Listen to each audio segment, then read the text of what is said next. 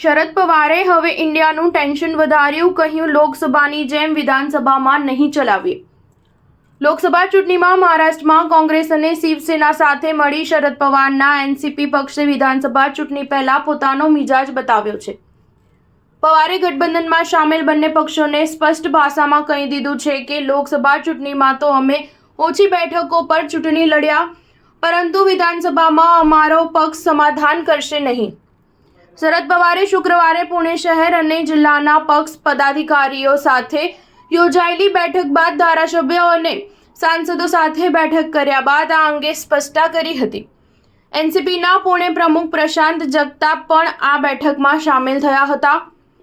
જગતાપે જણાવ્યું હતું કે બેઠકમાં પવારે પક્ષના નેતાઓ અને કાર્યકર્તાઓને કહ્યું છે કે એનસીપીએ લોકસભા ચૂંટણીમાં ઓછી બેઠકો પર ચૂંટણી એટલા માટે લડી જેથી શિવસેના અને કોંગ્રેસ સાથે ગઠબંધન જળવાઈ રહે।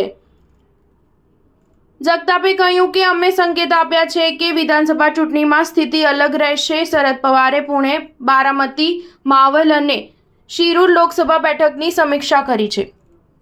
પક્ષના અન્ય એક નેતાએ જણાવ્યું કે પવારે સાંસદો અને ધારાસભ્યોને વિધાનસભા ચૂંટણી માટે તૈયાર રહેવા કહ્યું છે। એનસીપી પ્રદેશ અધ્યક્ષ જયંત પાટીલે સંવાદદાતાઓને કહ્યું કે પક્ષે અત્યાર સુધી બેઠકની વહેંચણી તેમજ કેટલી બેઠકો પર ચૂંટણી લડવાનો છે તે નક્કી કર્યું નથી।